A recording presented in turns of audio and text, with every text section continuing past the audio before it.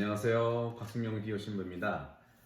기도 영원히 다시 태어나는 순간, 벌써 한 13번째 강의일까요? 네. 오늘은 청원 기도 중에서 이 책, 기도 영원히 다시 태어나는 순간 35쪽인데 믿고 청하라 하는 제목이고요. 청하여라 받을 것이라는 주제인데요. 오늘은 저의 탄생 이야기와 또 우리 가족 이야기를, 특히 저희 얘기입니다만 해드리고, 또 어머니에 대한 말씀 잠깐 드리면서 또 우리 제자들, 예수님 제자들에 대한 것을 한번 말씀드리도록 합니다. 청하여라 받을 것이다. 믿고 청하라. 요즘에 코로나19로 가정에 있는 시간이 많으시죠?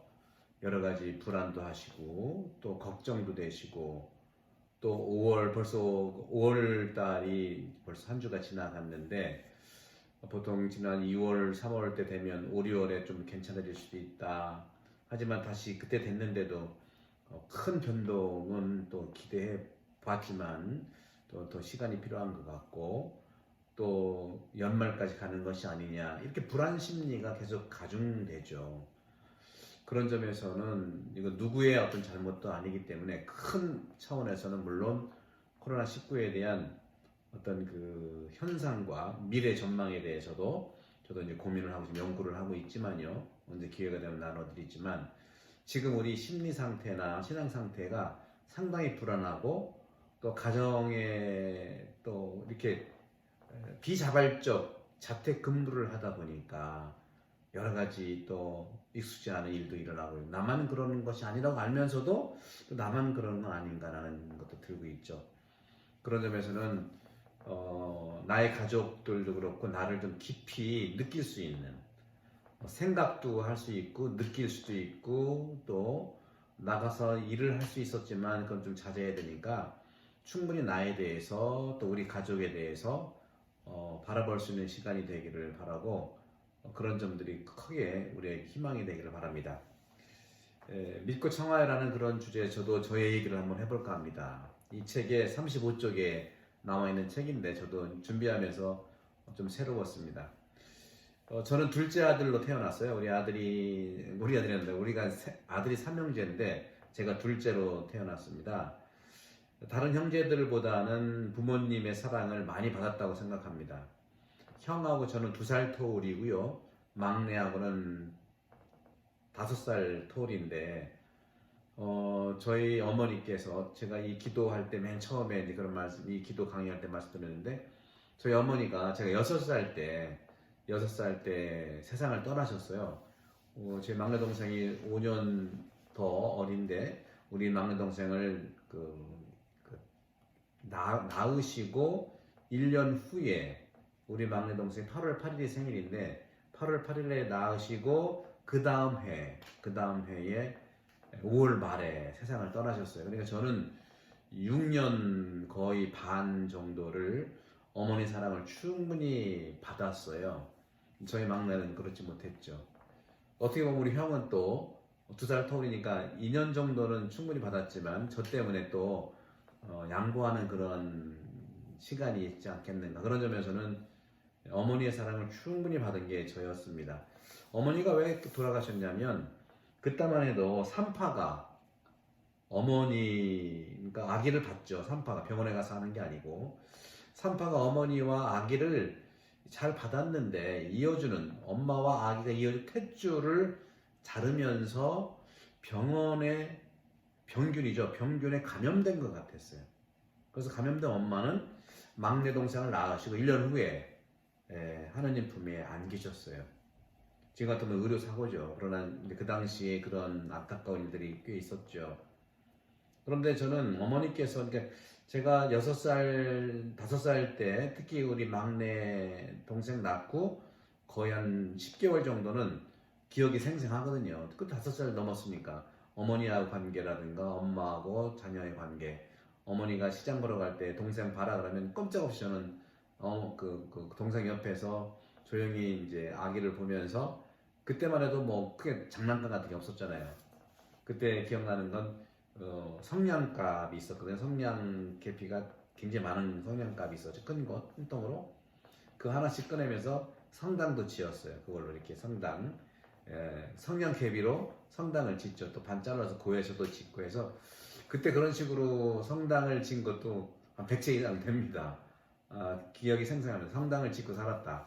그런 점에 봐서는 어려서부터 사제가 될 그런 모습은 아니었을까 하는 것을 느끼는데요. 바로 전적으로 제가 사제가 된 것은 어머니의 기도 덕분이다.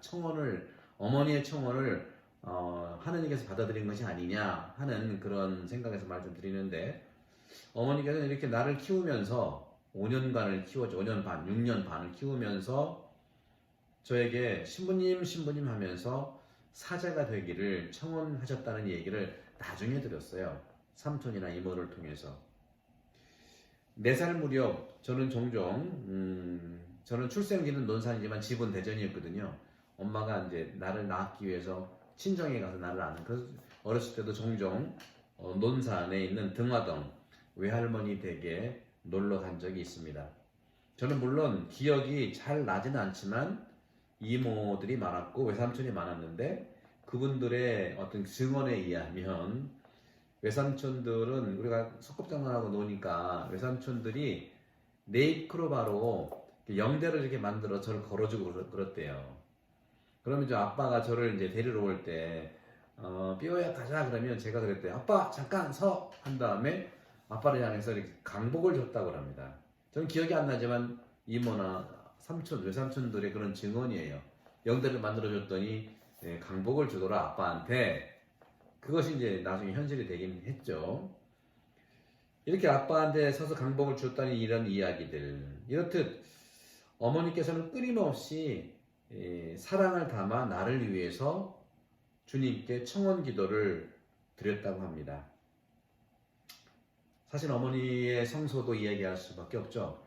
어머니도 논산에서 사시면서 어머니가 큰딸이었어요.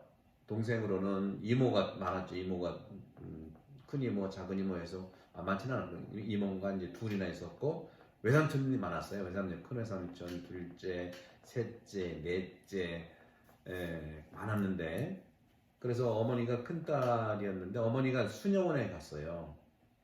지금 생각하면 아마 그 수녀원이 서울 명동에 있는 사르트 수녀원이라는 게 확실합니다.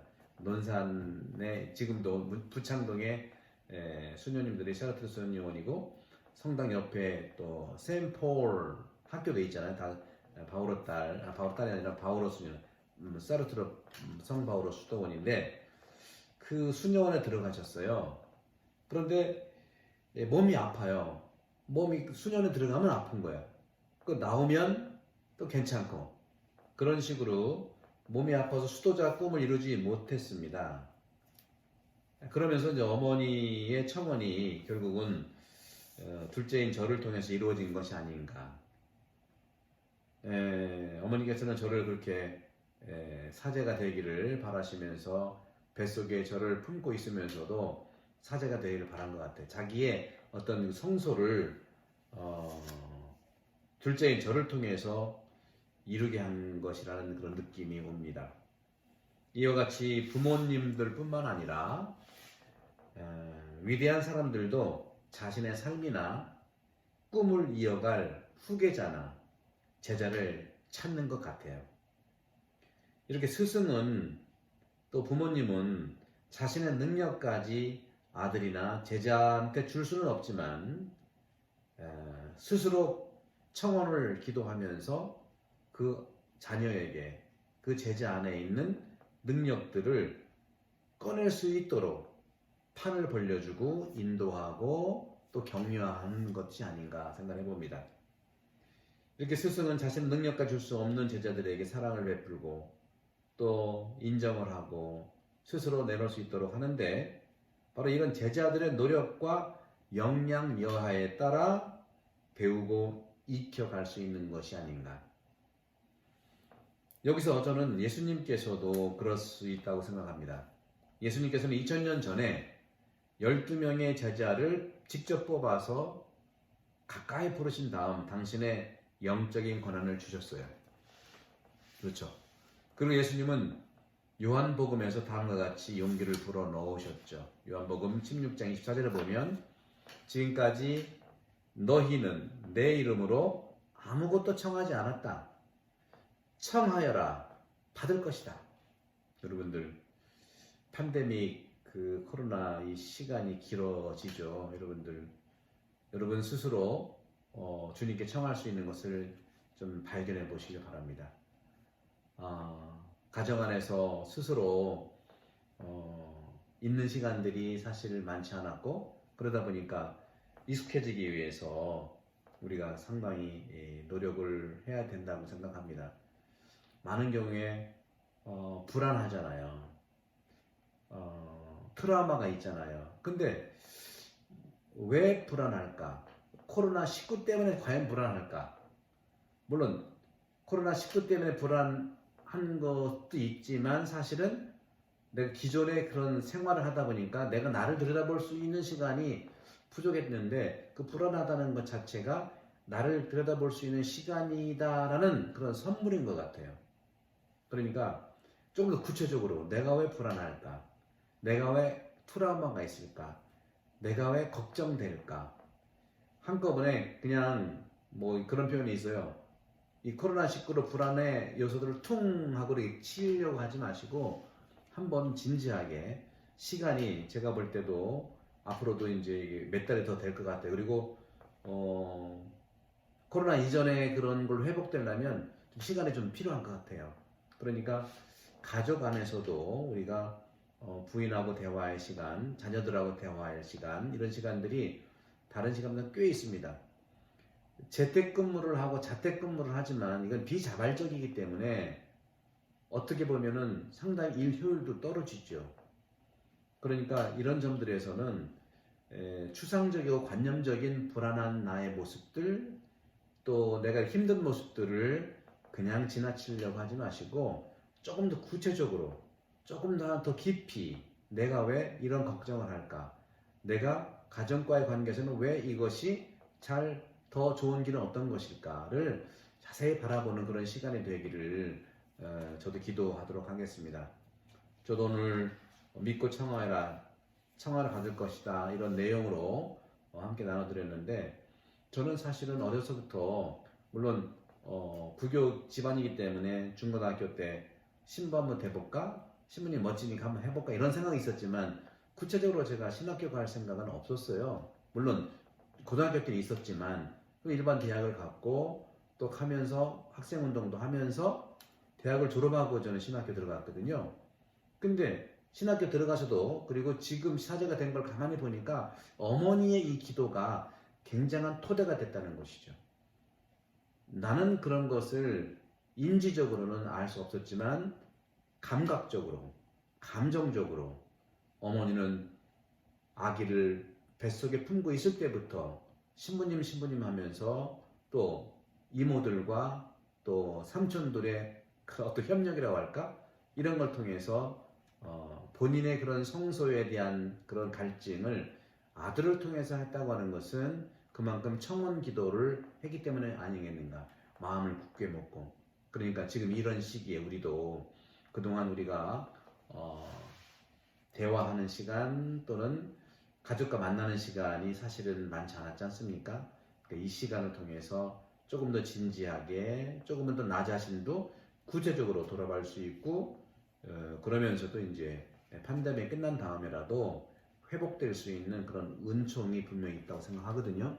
그런 점에서 여러분들 이 시기가 단순히 우리가 무기력하고 코로나19로 인한 어떤 그 힘든 시기임은 분명하지만 이 시기를 통해서 보다도 나 자신을 더 발견하고 정말 내가 주님께 청하는 것이 어떤 것일까? 청하십시오. 불안하다는 거 하는 것을 구체적으로 불안한 것에 대한 찾아내서 청하시. 구체적인 걸 청하는 것이 이제 하나님께서 중요하니까 구체적으로 또 경험적으로 또 대화하면서 가족과의 관계 이렇게 해서 이 시기를 잘 이겨내면 좋겠다는 말씀을 드립니다. 그러면 다음 시간에 또 뵙도록 하겠습니다. 감사합니다. 성부와 성자와 성령의 이름으로 아멘. 감사합니다.